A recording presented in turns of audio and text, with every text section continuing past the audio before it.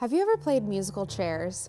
Or a card game that made you shuffle all your cards back into the deck and deal yourself an entirely new hand? Or had your favorite quarterback traded to another team? If you've never been to a United Methodist church before, you might not know where I'm going with this analogy, but that's all right. Methodists are one of the only Christian denominations that practice something called Itineracy, which is a very fancy word for moving pastors around from place to place. Specifically, it's the term for a promise our pastors make before they're ordained, to go where their bishops have identified they're needed most. Each year, the bishops meet with their respective cabinets over the course of months to identify churches that are in need of new pastors due to retirements or other situations, and listen for what pastoral gifts are needed in that moment of the church's life. Then they compare those needs with the strengths and the gifts of all the pastors in the conference. From there, it's a matchmaking game. Moving a pastor from one church to another can create a domino effect, making another vacancy that needs to be filled.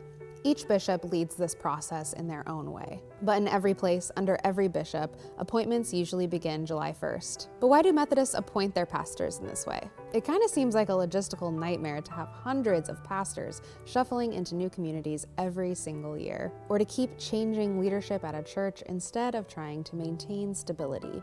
But there are many benefits to this system too. And since it's about that time of year again, we thought it was time to ask ourselves, what's up with Itineracy?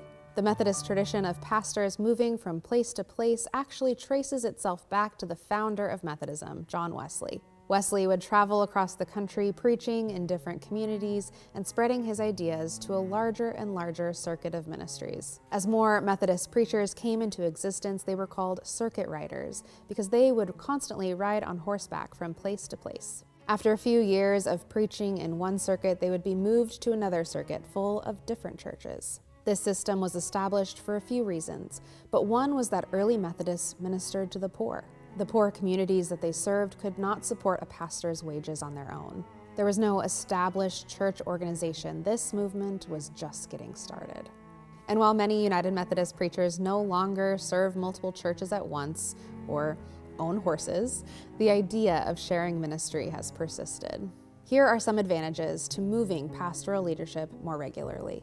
It encourages fresh perspectives, it resists the dynamic of personality cults in congregations, and it allows pastors to be honest about when their effectiveness has waned. The idea is to always have a pastor appointed to the place that they're needed most. While input from congregations, district superintendents, and pastors themselves are considered, the decision of appointments is ultimately up to the bishop in each conference. The period of time when a bishop decides whether or not to move a pastor is called discernment. During discernment, a bishop consults with their cabinet, prays, and decides where a pastor is ultimately needed. If a pastor is being considered for an appointment to a new church, there is a very specific order in which people are informed. First, the pastors themselves are told, and then the Staff Parish Relations Committee of the receiving congregation. The Staff Parish Relations Committee is the United Methodist equivalent of an HR department. The pastor and the Staff Parish Relations Committee meet together and a decision is made. Then, the chair of the Staff Parish Relations Committee at the pastor's current church gets the news. Then, shortly after, both congregations are made aware of the decision.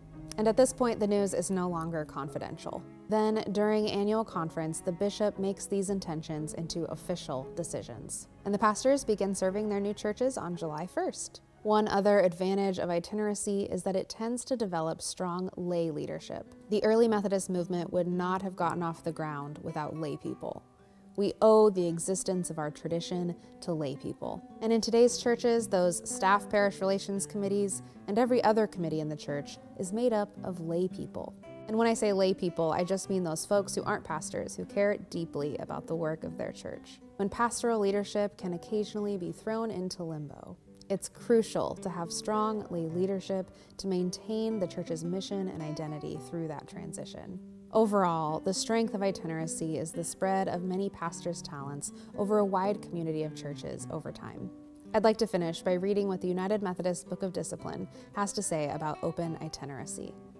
Open Itineracy means appointments are made without regard to race, ethnic origin, gender, color, disability, marital status, or age, except for the provisions of mandatory retirement. Annual conferences shall, in their training of staff parish relations committees, emphasize the open nature of itineracy and prepare congregations to receive the gifts and graces of appointed clergy without regard to race, ethnic origin, gender, color, disability, marital status, or age. The concept of itineracy is important, and sensitive attention should be given in appointing clergy with physical challenges to responsibilities and duties that meet their gifts and graces. Through appointment making, the connectional nature of the United Methodist system is made visible.